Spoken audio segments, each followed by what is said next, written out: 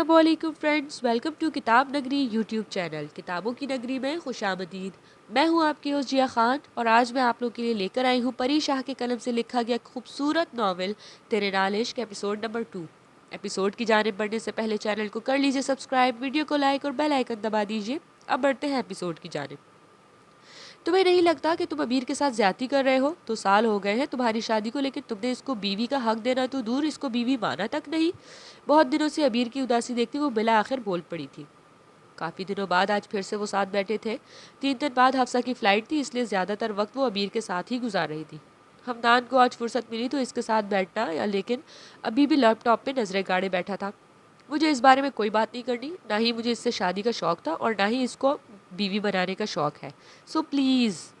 لیپ top پہ تیزی سے ٹائپنگ کرتا وہ ناگواری سے بولا، پھر بھی یار تم کبھی نہ کبھی تو شادی تو کرتے، تو ابیر کیوں نہیں؟ اتنی اچھی ہے وہ، تمہارے اتنے برے بیہیو کے بعد بھی اس نے کبھی پلٹ کر جواب نہیں دیا۔ تم 2 سال سے اس رشتے سے بھاگ رہے ہو، اگر اگنور کر رہے ہو، لیکن اس نے کوئی شکوہ نہیں کیا۔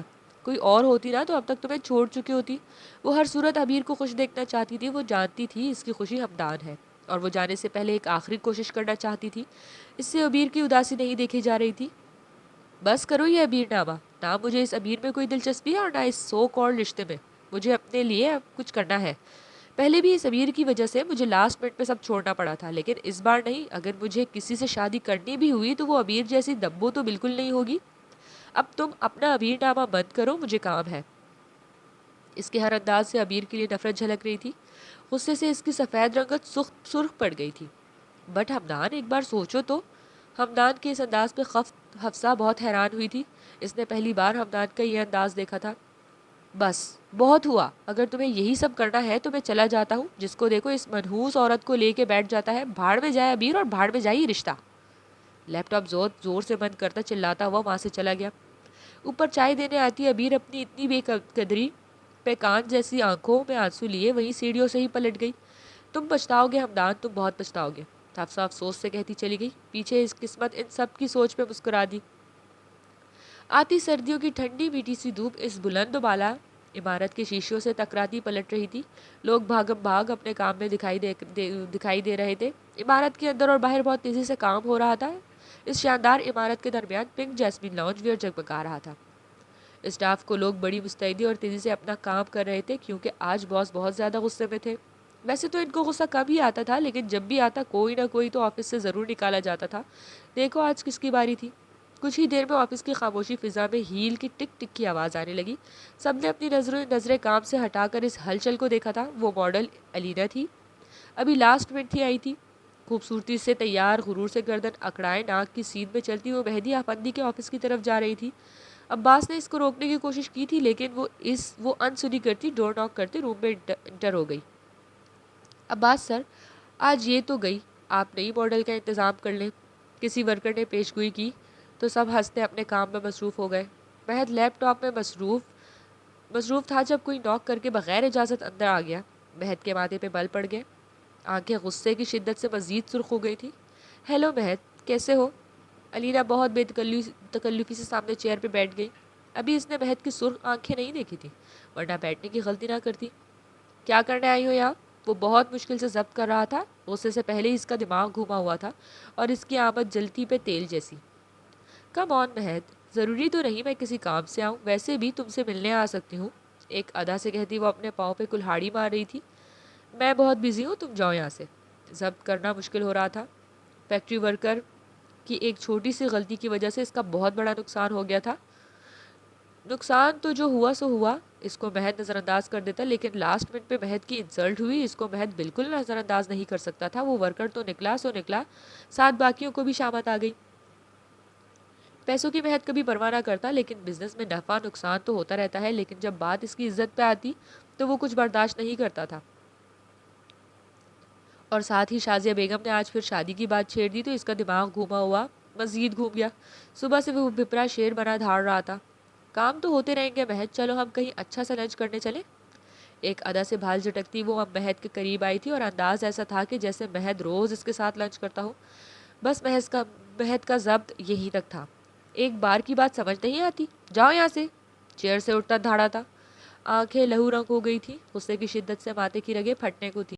इसकी धार से अलीना लरस गई, लेकिन फिर गला तरकरती बोली, महद रिलैक्स, मैं बस। अब्बास! वो इतनी जोर से धाड़ा कि अलीना उछलकर 2 कदम दूर हुई। Yes sir. अब्बास बोतल के जिन की तरह हाजिर हुआ, जैसे इसकी पुकार का मुंतजिर हो। इसको दफा करो यहाँ से, और दोबारा मुझे ये मेरे ऑफिस में नजर ना आए। अब्बास को खूनख्वार नजरों से देखता वो चबा कर बोला था, महद आई एम सॉरी। नौकरी हाथ से जाते देख अलीना रोने वाली हो गई। इतनी मुश्किल से इसको काम मिला था महद की कंपनी में, और 1 महीने में सब खत्म होता देख वो सदमे में थी। I said get out. वो एक बार फिर चिल्लाया था। अलीना रोती हुई वहाँ से भाग गई थी। अब्बास भी बॉस का खौफनाक अंदाज देखता वहाँ से गायब हुआ था। महद यहाँ से वहाँ चक्कर लगाता, हाथ चेहरे पे फेरता, अपना गुस्सा कंट्रोल करने की कोशिश कर रहा था। वो हमेशा खुद को कूल रखने की कोशिश करता था, लेकिन एक बार गुस्सा आ जाए तो फिर इससे कंट्रोल नहीं होता था। पहले वर्कर की वजह से इसका दिमाग गर्म था, फिर रही सही कसर शाजिया बेगम की। रिश्ते वाली बात ने पूरी कर दी। अभी भी वो इतना ना चिल्लाता, लेकिन अलीना के पास आने वाली हरकत इसको तैश दिला गई थी। इसके सर्कल में ये आम बातें थी, लेकिन महद हमेशा से ऐसी लड़कियों से फासले पे रहा था। वो वन वुमेन मैन था। आज तक इसकी लाइफ में एक लड़की आई थी, जो इसकी बीवी तानिया थी। तानिया की डेथ के बाद भी इसने किसी की तरफ देखा था, लेकिन इसका सामना बहुत सी ऐसी लड़कियों से होता था, कुछ इसके काम की वजह से और कुछ इसकी लुक्स की वजह से। दराज कदोकामत, कसरती वजूद, भूरे बाल और बुरी ही हल्की सी दाढ़ी, घनी मूंछों तले अनाबी से लब, खड़ी सी मगरूर नाक, और सबसे ज्यादा पुरकशिश इसकी गहरी सुरमई आंखें। बहुत अलग सी थी इसकी आंखें, चमकती हुई शाइनिंग स्टार जैसी। 31 का होकर भी लगता नहीं था कि 7 साल बेटी का बाप है। गहरे गहरे सांस लेता वो खुद को पुरसुकून कर रहा था कि फ़ोन बजा। चेहरे पे हाथ फेरता, एक गहरी सांस फिजा के सुपुर्द करता वो फ़ोन की तरफ मुतवज्जा हुआ। आज इसका दिल बहुत उदास था। खुश तो वो पिछले 2 सालों से नहीं हुई थी, लेकिन आज बुझी बुझी सी थी। हफ्सा भी 1 हफ्ता पहले चली गई थी, वरना इससे बात करके दिल का बोझ हल्का कर लेती। आज इसको अपने माँ बाप शिद्दत से याद आ रहे थे। काश इनमें से कोई एक भी होता तो वो यूं तकलीफ में ना होती। माँ तो इसके बचपन में ही चली गई थी, और इसके बाबा भी 2 साल पहले इसको छोड़ गए थे। बाबा के बाद नानी और मामू ने इसकी भलाई और मुस्तकबिल के लिए एक फ़ैसला लिया, जिससे इसने अल्लाह की रज़ा समझकर दिलो जान से कबूल किया था। लेकिन शायद ये खुशी भी इसके नसीब में न थी। शादी की पहली रात ही हमदान ने इस पे वाज़े कर दिया था कि वो ज़बरदस्ती इसकी ज़िंदगी में शामिल हुई है, और तब से आज तक वो नानी के कमरे में रह रही थी। इस घर में सिर्फ नानी ही इसका ख्याल करती थी, या फिर कभी मामू पूछ लेते थे इसकी ज़रूरत। फजीलत बेगम को तो वो बचपन से नहीं पसंद थी। वजह इसका कम हसीन होना, और ये नापसंदीदगी हमदान से शादी के बाद नफरत में तब बदल गई, क्योंकि इनका 26 साला बेटा हमदान खासा हैंडसम था। ऊंचा लंबा कद, मजबूत जिसामत, सुर्ख सफ़ेद रंग, सियाह आंखें, मगरूर नाक, सियाह बाल और हल्की सी दाढ़ी बहुत अच्छी लगती थी। वो किसी भी लड़की को अपनी पर्सनैलिटी की वजह से जेर कर सकता था। इसने खुद को खासा मेंटेन रखा था, लेकिन मुतनासिब रंगत और सादी सी अबीर इसके मेयार पे पूरी नहीं उतरती थी, तो फजीलत बेगम जल्द या बदीर अबीर को इस घर से निकाल देती। एक महविश थी जो माँ की वजह से कम ही इससे बात करती थी। इन सब में इसको एक मुखलिस और बहुत प्यारी दोस्त मिली थी, हफ्सा, जो ना सिर्फ सूरत में खूबसूरत थी, बल्कि इसका दिल भी बहुत खूबसूरत था। वो हमदान की बचपन की दोस्त थी, लेकिन इन 2 सालों में अबीर की ख़ास दोस्त थी और इसकी राजदार बन गई थी। शुरू में इसने बहुत कोशिश की कि हमदान और इसके बीच सब ठीक हो जाए, लेकिन पत्थर में जोंक ना पड़े। फिर अबीर के कहने पे वो भी खामोश हो गई। अबीर बेझिझक हर बात इससे कर लेती, और वो मुखलिस दोस्त की तरह हमेशा इसको सुनकर इसको हिम्मत देती। हफ्सा के समझाने से अबीर ने दोबारा पढ़ाई शुरू की थी। अभी वो यूनी का काम लेकर बैठी हुई थी कि धार से कोई दरवाज़ा खोल कर अंदर आया।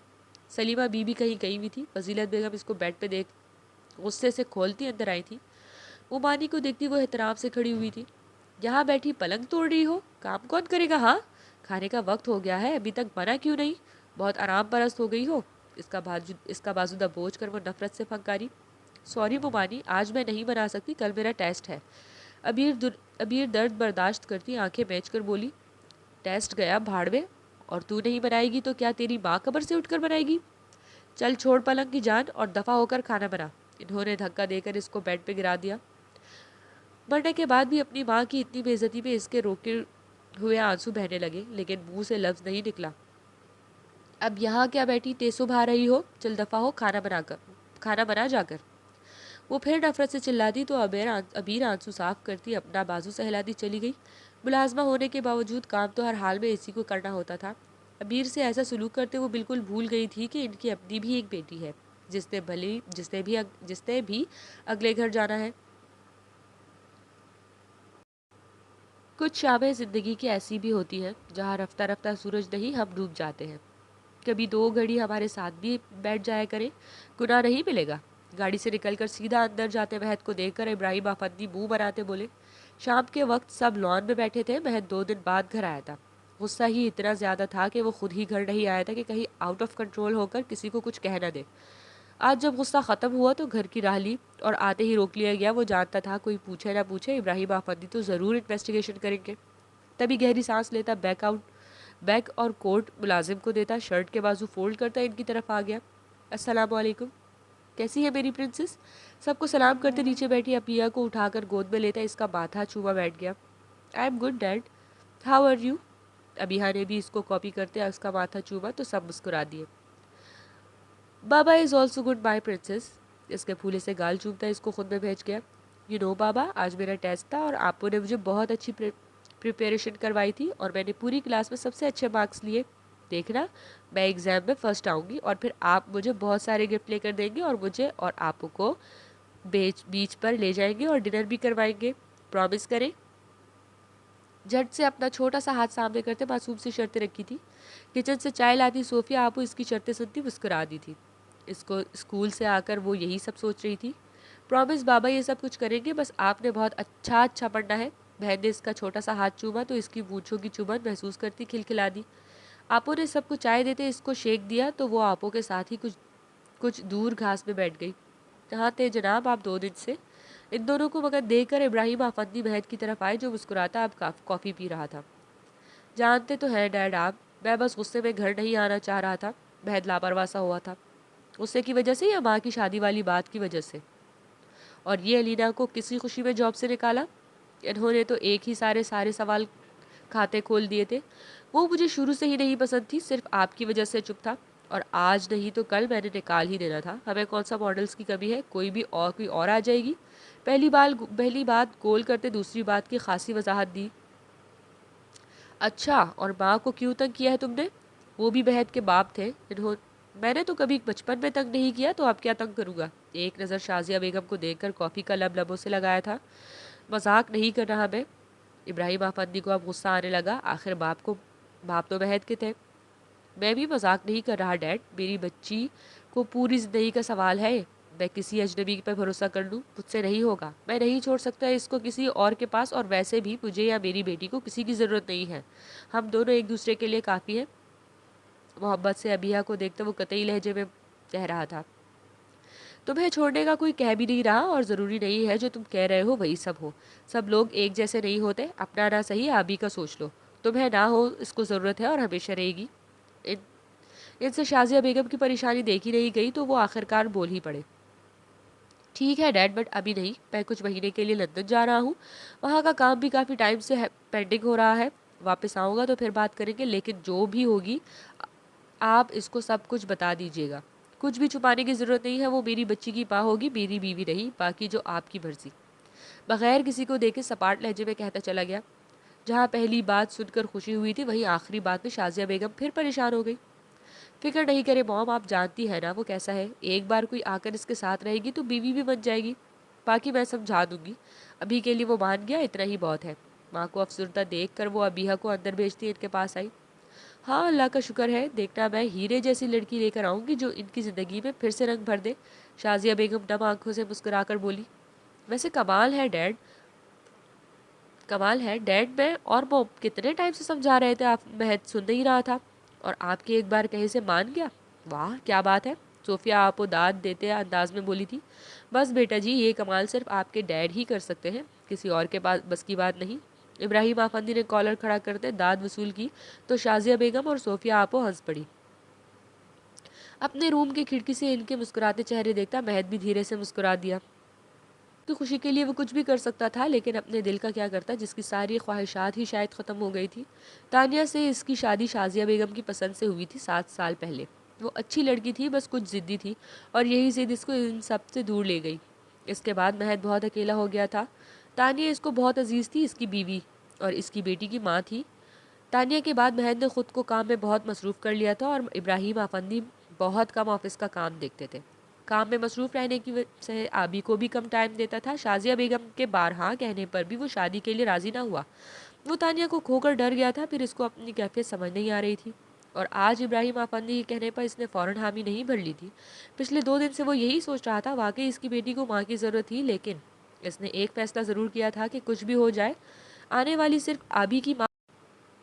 آج وہ بہت دنوں بعد یونی آئی تھی، یہ بھی ماموں کی وجہ سے اس کو یونی آنے کی اجازت ملی تھی، ورنہ مومانی نے تو اس کو گھر کے کاموں میں لگا دیا تھا، اور جس کو اس کا خیال رکھنا چاہیے تھا، اس کی ضرورت پوری کرنی چاہیے تھی، اس نے تو کبھی مڑ کے دیکھا تک نہ تھا۔ فائنل ہونے والے تھے، لیکن اس کی چھٹیوں کی وجہ سے اس کے پاس سارے نوٹس نہیں تھے۔ ابھی یونی آتے وہ سیدھا کلاس میں آئی تھی۔ اس کی کلاس میں کسی سے دوستی نہیں تھی کہ کسی سے لے لیتی۔ اپنی کلاس کے سی آر سے بات کی تو اس نے بھی خوش دلی سے اپنے نوٹس دے دیے۔ وہ ویسے بھی بہت شریف سا لڑکا تھا، ہر کسی کی ہیلپ کر دیتا تھا، اسی لیے ابیر بھی اس سے بات کر لیتی تھی یا کام ہو تو کہہ دیتی تھی۔ آج کے لیکچر لیتے ساتھ میں نوٹس بناتے اس کا پورا دن گزر گیا تھا۔ ٹائم دیکھا تو چھٹی کا ٹائم ہو چکا تھا۔ ابیر جلدی سے بکس اٹھاتی، چادر ٹھیک کرتی، باہر کی طرف چلی گئی۔ سامنے ہی علی کھڑا تھا، شاید اس کا ویٹ کر رہا تھا۔ سو سوری علی بھائی، کام کرتے ٹائم کا پتہ نہیں چلا، آپ کو ویٹ کرنا پڑا۔ اس کے پاس آتی ہانپتی ہوئی بولی، ساتھ ہی بیگ سے نوٹس نکال کر اس کو دیے۔ اٹس اوکے سس، آپ کو کوئی بھی ہیلپ چاہیے ہو تو آپ مجھ سے کہہ سکتی ہیں، وہ اپنے ازلی مسکراتے انداز میں کہہ رہا تھا۔ کچھ دیر وہاں کھڑا رہا، اس کو پیپرز کا اسکیجول بتاتا رہا، اور پھر خدا حافظ کر کے چلا گیا۔ ڈرائیور کے انتظار میں یہاں وہاں نظریں دوڑائیں کہ ہمدان آتا دکھائی دیا۔ بے ساختہ اس کے ہونٹوں پہ مسکراہٹ دوڑ گئی۔ 2 سال میں وہ پہلی بار اس کو لینے آیا تھا۔ ہمدان کا موڈ سخت خراب تھا۔ ایک تو اس کو ابو کی وجہ سے یہاں آنا پڑا، اور یہاں ابیر کو علی کے مسکراتا دیکھ اس کو مزید آگ لگ گئی تھی۔ دل کر رہا تھا دونوں کی ہنسی کو آگ لگا دے۔ وہ بہت کچھ کرنا چاہتا تھا اپنے لیے، لیکن اس کو اپنی لائف میں ابیر نہیں چاہیے تھی، اور وہ بس جلد سے جلد ابیر سے چھٹکارا چاہتا تھا۔ بغیر ایک لفظ کہے ابیر کے پاس آتا، اس کا ہاتھ پکڑتا، گھسیٹنے کے انداز میں گاڑی کی طرف لے گیا۔ ابیر نے سانس روکے اپنا ہاتھ اس کے ہاتھ میں دیکھا تھا۔ پہلی بار کسی مرد کا لمس محسوس ہوا تھا۔ اس کی پچھلی ساری باتیں بھول گئی تھی۔ اس کی سخت پکڑ اور انداز ابیر کو حیرت اور گھبراہٹ میں محسوس ہی نہ ہوا۔ ہمدان نے بٹخنے کے انداز میں اس کو گاڑی میں بٹھایا۔ جھٹکے کے ساتھ وہ ابیر کو اپنا رشتہ اور اس کی حقیقت یاد آئی تھی۔ آنکھوں میں نمی سی جمع ہونے لگی۔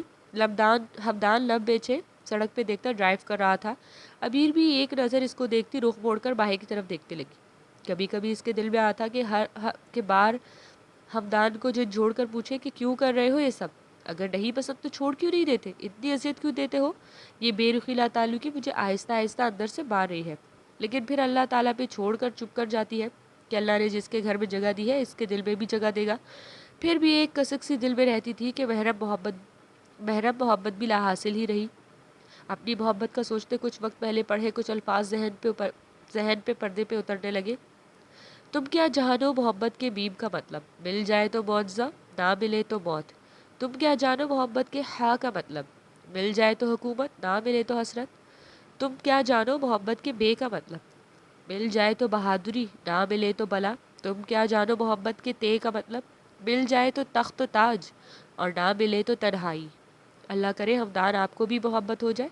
اس کے دل سے نکلی یہ دعا قبولیت کا شرف پاتی یا نہیں، یہ تو وقت ہی بتا سکتا تھا۔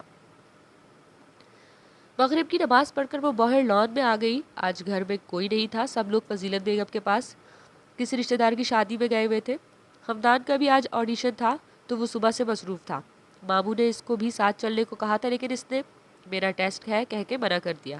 لان میں ٹہلتی وہ زیر لب ہمدان کے لیے دعا مانگ رہی تھی کہ آج اس کو کامیابی مل جائے اور اس کا خواب پورا ہو جائے۔ اپنی زندگی میں آنے والے طوفان سے بے خبر وہ اپنے شوہر کی کامیابی کی دعائیں کر رہی تھی۔